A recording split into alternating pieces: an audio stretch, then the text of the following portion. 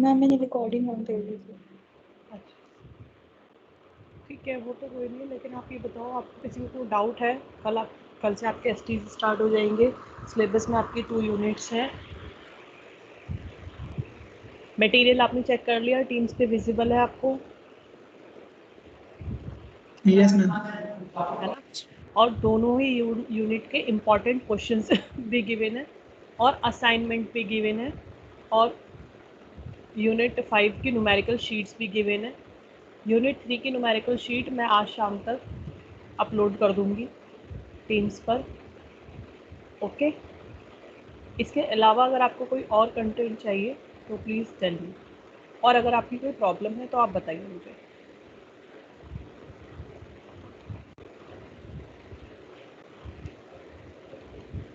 किसी का कोई डाउट है?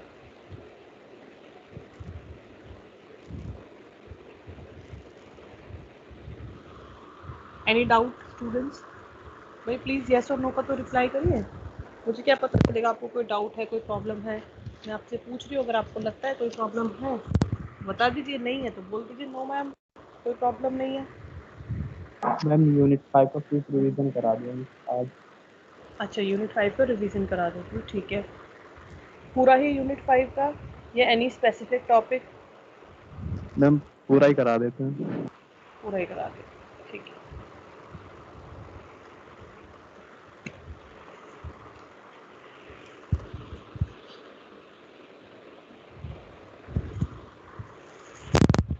चलो एक बार, हाँ, यूनिट 5 जो है इसको मैं समरी की तरह एक बार बता रही हूँ। बेसिकली यहाँ पर हम ऑसिलेटर्स के बारे में बात करने वाले हैं। यूनिट 5 पूरी ऑसिलेटर पे बेस्ड है, ठीक है। ऑसिलेटर का काम क्या होता है कि वो आउटपुट को जनरेट करता है, ठीक है। लेकिन उसकी एक कंडीशन होती है कि कोई भी इनपुट नहीं होता है, there is no input.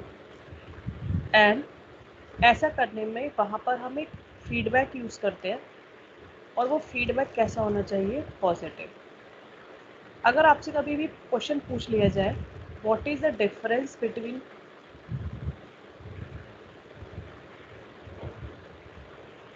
Oscillator and amplifier, तो क्या जवाब है इसका?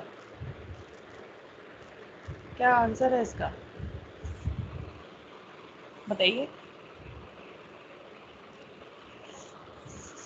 एम्पलीफायर में कैसा फीडबैक यूज़ करते हैं हम लोग? नेगेटिव, ठीक है। नेगेटिव। हाँ, वेरी गुड। और ऑसिलेटर में क्या हम यूज़ करते हैं? ये क्वेश्चंस आपको हमेशा आपकी जब लैब होती है, वाइवा होता है, या आपके एक्सटर्नल एग्जामिनर आते हैं, ये क्वेश्चन बहुत बार पूछा जाता है कि difference between amplifier and oscillator. तो पहला आंसर तो यही है कि एम्पलीफायर में नेगेटिव फीडबैक होता है, ऑसिलेटर में पॉजिटिव फीडबैक होता है। प्लस एम्पलीफायर में आप क्या देते हो? हमेशा कोई ना कोई इनपुट होता है, देयर इज़ ए इनपुट, ठीक है। But in case of amplifier there is no input. Amplifier का काम क्या है कि वो सिग्नल की स्ट्रेंथ को इम्प्रूव करता है या मॉडिफाई करता है।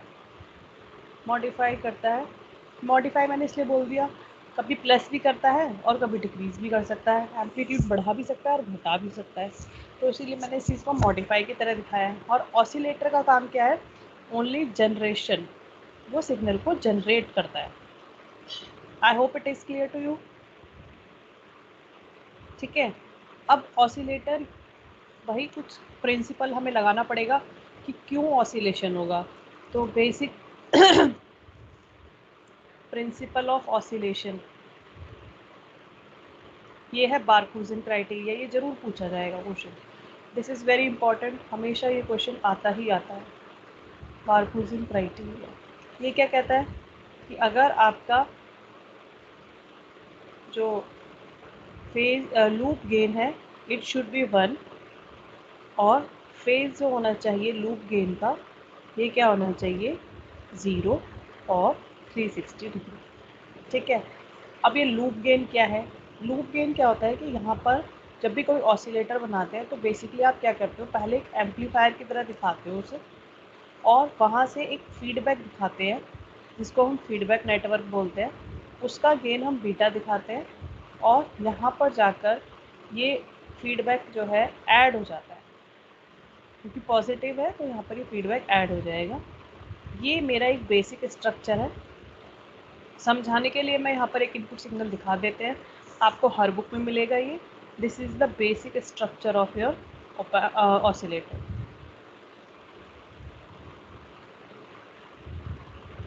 ठीक है, फिर आप इसका एक डेरिवेशन कर देते हैं। अगर ये आपका क्या है, ये सिग्नल है, ये आपका एम्पलीफायर के अक्रॉस इनपुट है, ये आपका फीडबैक है, तो अगर आप एक इसमें ड्राइव करते हैं रिलेशन, तो V0 इज़ इक्वल टू क्या हो जाता है, A इंटू VI। ठीक है, और VF क्या हो जाता है, VF हो जाता है बीटा टाइम्स ऑफ V0, और VI की अगर आप बात करें तो VI क्या है, VS प्लस VF की वैल्यू है। आप ये वैल्यू उठाकर रख देंगे, आपके पास एक रेशियो आ जाता है जिसको हम ट्रांसफर फंक्शन भी कहते हैं, V0 ओवर VS का, विच इज़ इक्वल टू क्या आता है बताओ, A/1 प्लस E बीटा। ठीक है, ये आपका ऑसिलेटर का गेन है।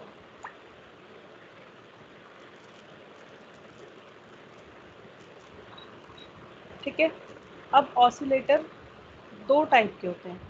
कौन कौन से टाइप के? लीनियर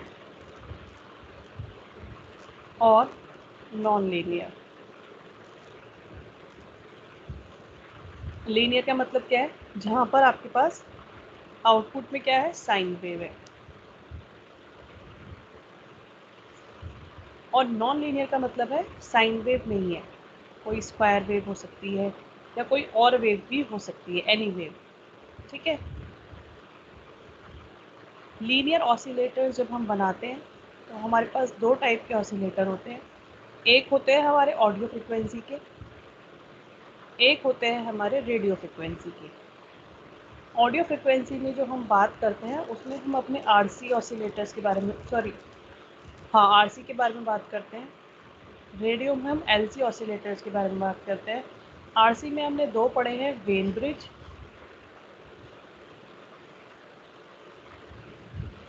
और फेज शिफ्ट। ठीक है, LC में हमने तीन पढ़ लिए, हार्टले, कॉलपिट और क्लैप। इनकी सबकी अलग अलग फ्रिक्वेंसी ऑफ ऑपरेशन होती है। नॉन लीनियर में हमने पढ़ लिया स्क्वायर वेव जनरेटर और ट्रायंगुलर वेव जनरेटर। ठीक है, स्क्वायर वेव का मैंने बता दिया था, आपने रन भी करके देख लिया है। सॉरी, अब मैं एक चार्ट बना लेते हैं जिससे कि आपको याद हो जाए कि ऑसिलेटर क्या है और इसकी फ्रीक्वेंसी ऑफ ऑसिलेशन क्या है। तो एक बच्चा मुझे जिसने नोट करा हो ये सारी चीज़ें, वो मुझे बताता रहे। सबसे पहले मैंने वेन ब्रिज लिखा है, वेन ब्रिज की फ्रीक्वेंसी ऑफ ऑसिलेशन का फॉर्मूला क्या है, जल्दी बताओ, क्या फॉर्मूला है? F0 is equal to, second है मेरे पास RC फेज शिफ्ट। फॉर्मूले देख देख के बताने हैं सबके इनके, जिससे कि आपको यहीं पर याद हो जाएगी। तीसरा है हार्टले, चौथा है कॉलपिट,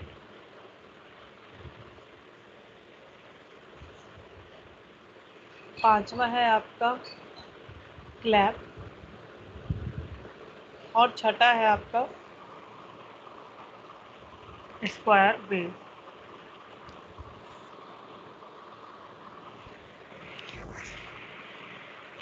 ठीक है, अब मुझे कौन बताएगा वेन ब्रिज की फ्रीक्वेंसी ऑफ ऑसिलेशन क्या होती है, जल्दी से बताओ। 1/2 पाई RC। 1/2 पाई RC। फेज शिफ्ट की क्या होती है? 1/2 पाई RC √6 है ना? yes ma'am. हार्टले की 1.25 root L1C plus L2C. Root के अंदर है ना ये? Yes, ma'am. रूट बताओ रूट क्या है? C1 plus C2.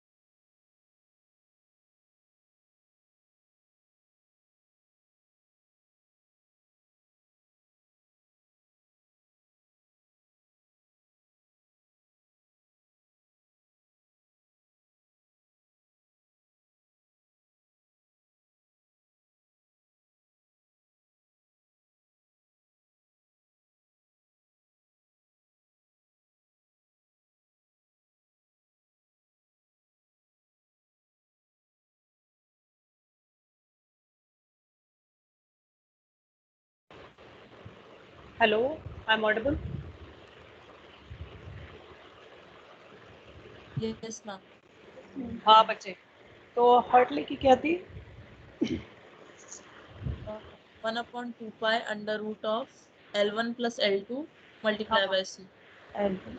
ठीक है, विजिबल है ना स्क्रीन? अच्छा, कॉलपिट के लिए क्या थी फ्रीक्वेंसी? 1/2 हाँ multiply under root of 1/L multiply of 1/C1 plus 1/C2. ठीक है। और मैम ये मल्टीप्लाई में आएगा 1/2 pi. 1/2 पर मल्टीप्लाई में तो है, मतलब ऊपर आएगा. ये वाला एक्सप्रेशन रूट वाला ये yes ma'am.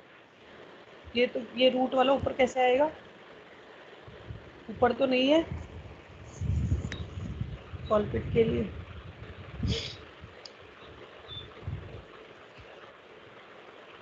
अच्छा, ये ऊपर है एक्सप्रेशन, ठीक है। मतलब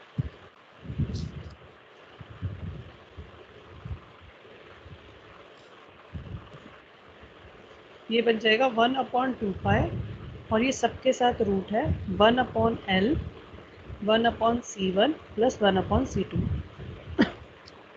ठीक है बच्चे, सही है अब? yes ma'am. और क्लैप के लिए क्या सर्किट बन रहा है? Ma'am 1/2 pi. हाँ इसमें भी वो कंप्लीट के साथ रूट में मल्टीप्लाई होगा 1/L हाँ, multiply with 1/C1 plus 1/C2 plus 1/C. Very good. और स्क्वायर वेव जनरेटर के लिए क्या बन रही थी फ्रीक्वेंसी? मैम उसकी नहीं पता. उसकी नहीं पता, चलो मैं बता देती हूँ। स्क्वायर वेव जनरेटर के लिए जो फ्रीक्वेंसी बन रही थी वो बन रही थी वो T0 की टर्म्स में आपको गिवन थी। और 1/T0, और T0 का जो फॉर्मूला गिवन है वो है 2RC ln 1 + beta upon 1 - beta. सबके साथ ये पूरे के साथ लॉग है, और बीटा की जो वैल्यू होती थी वो होती थी R1/R1 + R2। ठीक है, तो यहाँ पर ये मैंने पूरा समराइज कर दिया है ये सारी फ्रीक्वेंसी। आपको बस ये फॉर्मूले याद रखने हैं, जैसे भी कोई न्यूमेरिकल आए तुरंत आपको उस हिसाब से इस वैल्यू को देखकर, इन फॉर्मूलेज को देखकर आपको सॉल्व कर देना है। Is it okay? बस इतना ही है इस वाली यूनिट में। ठीक है,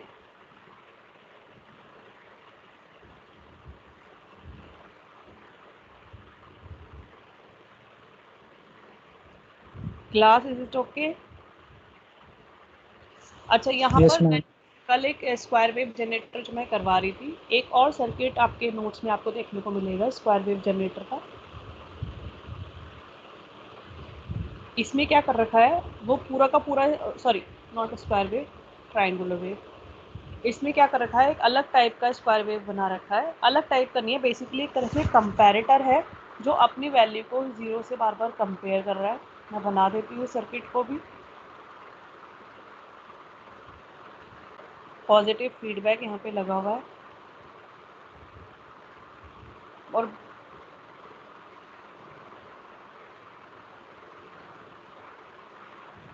यहाँ पर ये ग्राउंड हो रहा है ये सर्किट। ये आपका इंटीग्रेटर में जा रहा है।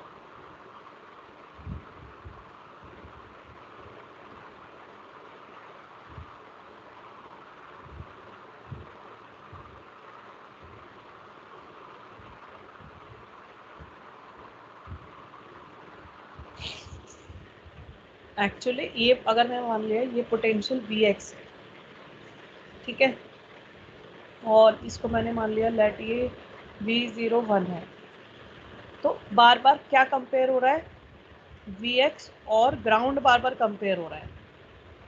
ठीक है, अगर Vx की वैल्यू ज़्यादा है ग्राउंड से, तो आउटपुट कैसा मिलेगा बताओ? अगर Vx की वैल्यू ज़्यादा है ग्राउंड से, तो मतलब पॉजिटिव वैल्यू ज़्यादा है, इसका मतलब है पॉजिटिव V सैचुरेशन आपको आंसर मिलेगा। और अगर आपकी Vx की वैल्यू लेस देन ग्राउंड है, 0 है, तो आपको आउटपुट कैसा मिलेगा, नेगेटिव V सैचुरेशन। तो अगर आप देखें तो V01 का जो आउटपुट होगा वो केवल plus V saturation minus V saturation होगा, और वो किसके हिसाब से हो रहा है, according to the value of Vx and Vi। यहाँ पर हमने क्या लगा दिया, इंटीग्रेटर।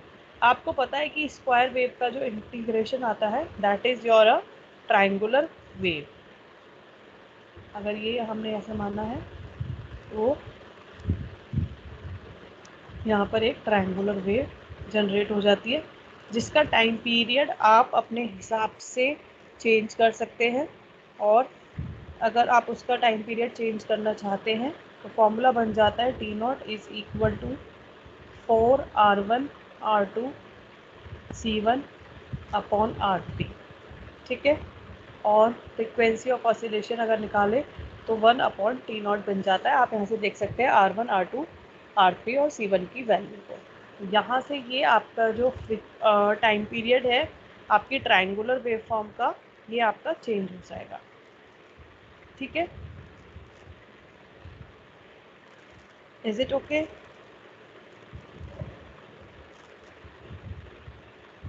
Yes, ma'am.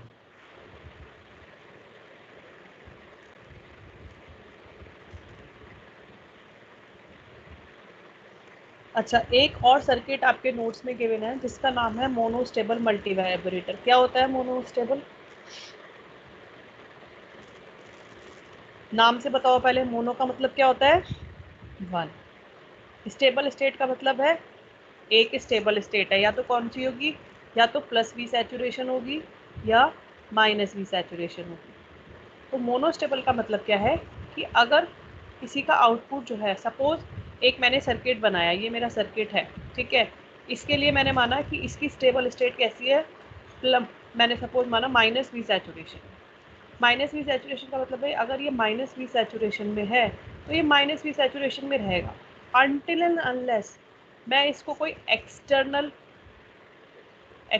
ट्रिगर ना दूं। एक्सटर्नल ट्रिगर का मतलब क्या होता है? एक्सटर्नल ट्रिगर वोल्टेज मतलब बाहर से कोई वोल्टेज ना दूं। एक्सटर्नल ट्रिगर मतलब एक पर्टिकुलर टाइम पे, बहुत छोटे टाइम के लिए मैंने यहाँ पर कोई स्पाइक दे दी सिर्फ इतने टाइम के लिए, तो क्या होगा, ये अपना आउटपुट छोड़कर, ये अपनी स्टेट छोड़कर ये दूसरी स्टेट में चला जाएगा। कौन सी स्टेट होगी वो? Plus V saturation. लेकिन हमें पता है कि वो प्लस वी सैचुरेशन जो है इसके लिए स्टेबल नहीं है, तो वो क्या करेगा, थोड़ी देर इस स्टेट में रुकेगा और वापस फिर अपने आप से without any reason, without any, no reason is there, sorry, but without any force it come to natural अपनी पुरानी स्टेट में आ जाएगा। तो इसमें क्या है, ये this is the waveform for a monostable multivibrator and sometimes monostable multivibrator is known as monoshoot। और आपको बहुत जगह मल्टी वाइब्रेटर लिखा हुआ मिलेगा। मल्टी वाइब्रेटर का मतलब आपका ऑसिलेटर ही होता है। बेसिकली जब भी आपसे बाई स्टेबल, ए स्टेबल पूछा जाता है तो वो मल्टी वाइब्रेटर के साथ ही पूछा जाता है। ठीक है, इसका सर्किट भी अगर हम बात करें, मोनोस्टेबल का सर्किट अगर हम देखें तो मोनोस्टेबल का जो सर्किट बनता है वो मोर और लेस सेम ही होता है, लेकिन जैसे मैंने बताया कि यहाँ पर एक एक्सटर्नल ट्रिगर पल्स आपको देनी पड़ेगी अपने सर्किट को स्विच कराने के लिए। तो यहाँ पर सर्किट में हमें इस एक्सटर्नल पल्स को जोड़ना पड़ता है। ये माइनस है, ये आपका रेजिस्टेंस, और यहाँ से गया कैपेसिटेंस। ये आप देख सकते हैं ये पुराना वाला सर्किट ही है यहाँ तक। तो ये R2 है, R1 है, यहाँ से ग्राउंड है। ठीक है, बस यहाँ पर क्या करा है कि इस पॉइंट पर अब आपका एक एक्सटर्नल ट्रिगर वोल्टेज लगा दिया है।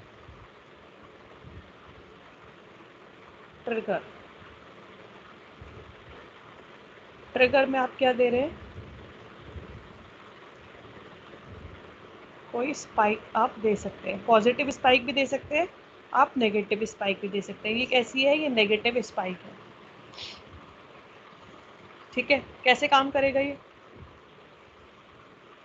सपोज मैंने माना कि पहले कोई ट्रिगर नहीं है, मैं यहीं पे लिख देती हूँ, लेट एज्यूम ट्रिगर वोल्टेज को मैंने VT से दिखा दिया। सपोज मैंने माना कि कोई भी ट्रिगर वोल्टेज नहीं है, आउटपुट जो है वो अपनी स्टेबल स्टेट में है। सपोज चलो वी सैचुरेशन ले लिया हमने, आउटपुट जो है अपनी स्टेबल स्टेट में है, यही तो बताया है। अब क्या करेंगे, जब आउटपुट अपनी स्टेबल स्टेट में है, अगर मुझे V1 की वैल्यू कैलकुलेट करनी है तो V1 की वैल्यू क्या हो जाएगी, V1 की वैल्यू हो जाएगी R1/R1 plus R2 into plus V saturation. ठीक है, और इसको मैं बीटा से रिप्रेजेंट कर देती हूँ। V1 की वैल्यू क्या है, कोई beta plus beta V saturation. ठीक है, अब क्या होगा, अब कैपेसिटर क्या करना शुरू कर देगा, कैपेसिटर चार्ज करना शुरू कर देगा।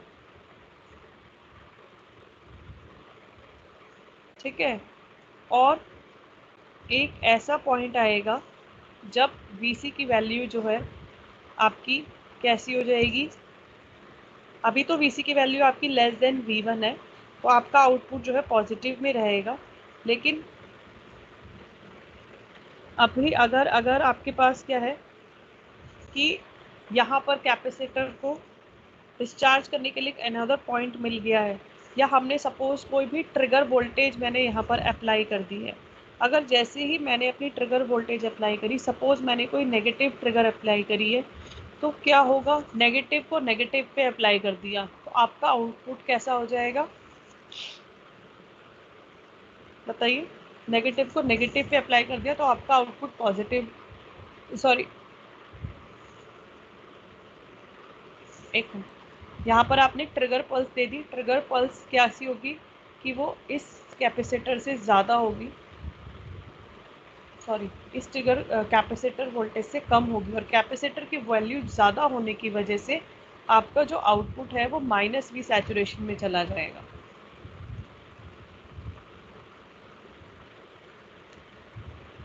ठीक है, आपको इतना ज़्यादा इसमें डिटेल में जाने की ज़रूरत नहीं है क्योंकि आपके सिलेबस में ऐसा कोई इसने मेंशन नहीं करा गया है। मैंने सिर्फ आपको एक थोड़ा सा हिंट दे दिया है। अगर आप चाहें तो उसको, अगर जिसको डिटेल में करना है तो आप नोट से भी दे सकते हैं, वरना मैं भी बता दूँगी। ठीक है, this is the end of your unit 3। अगर अभी भी किसी को कोई डाउट है कोई न्यूमेरिकल में तो मुझसे पूछ सकते हैं, बताइए।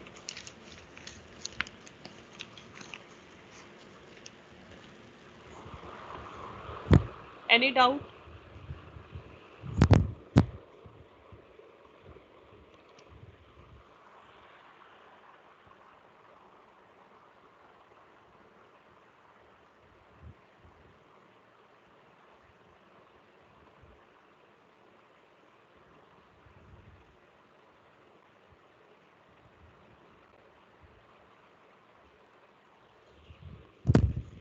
चलिए फटाफट अटेंडेंस मुझे बता दीजिए। श्वेता है,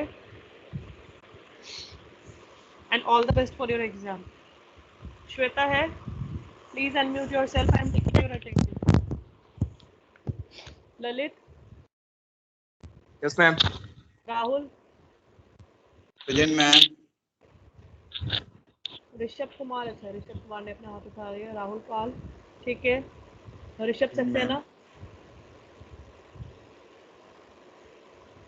ऋषभ सक्सेना?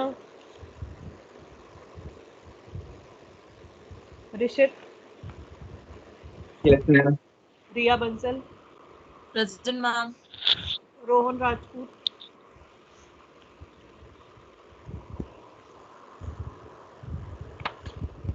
रोहन राजपूत?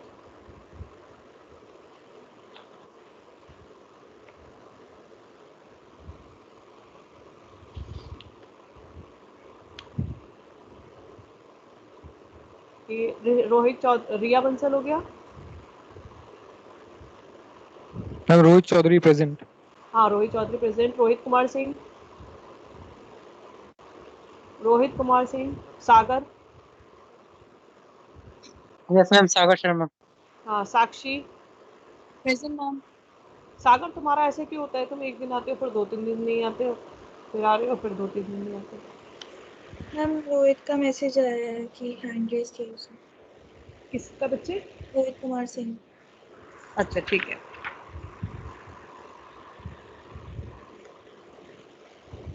साक्षी Verma? Present ma'am. Sameer? Yes ma'am. Sachi? Present ma'am. Sandesh? Present ma'am. Satyam Mishra? Present ma'am. Satyam Singh? Present ma'am. Saumya Singh?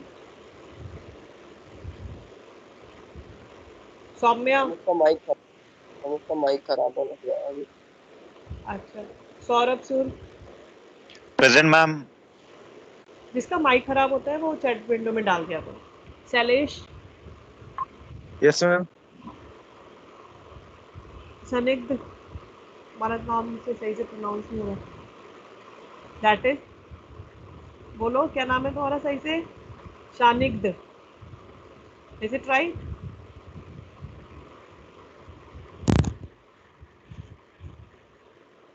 Shantanu? Present ma'am. Shashwat? Present ma'am. Shikhar? Yes ma'am. Shivam Gupta? Shivam Verma? Present ma'am.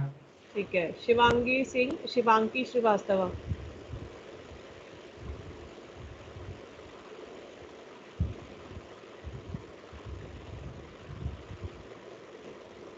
श्रेय? दोनों ही एब्सेंट है। Present Shivangi ma'am. और शिवांकी भी? Shivani Singh?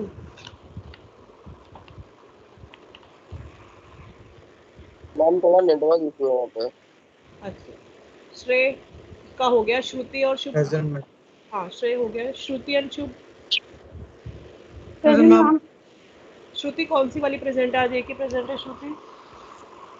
Ma'am, roll number 55. 155. 155 वाली, ठीक है। शुभी से है शुभम राज एंड सिद्धांत कंसल। Present, ma'am. स्पर्श एंड शुभ्रांश। हाँ ठीक है बच्चे। Present ma'am. Shubhransh. Suraj and Tanishk. Present ma'am. Present, ma'am. Present, ठीक है।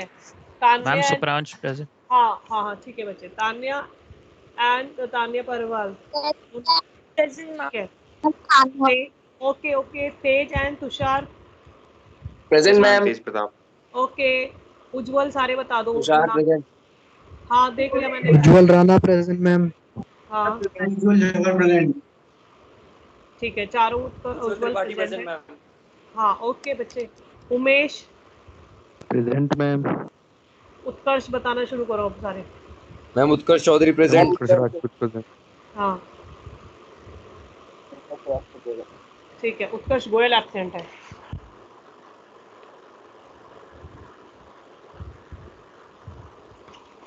और वैभव पटेल वंश वृत्ति। Present, ma'am. Present ma'am. वंश। Ma'am, Vaibhav present. हाँ वैभव ठीक है बच्चे। वंश। चलो वृत्ति तक हो गया।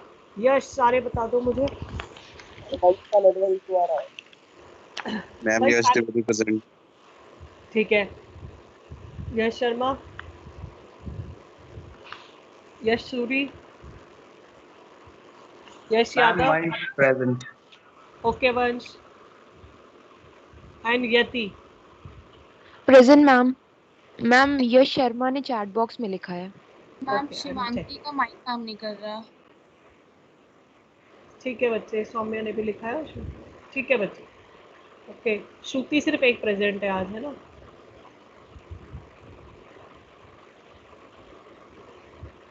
Okay, all the best for your sessional. If you have any doubt, you can ask me. Otherwise, you can leave the class. I have already thank you taken. Ma'am. ठीक है। Thank you ma'am.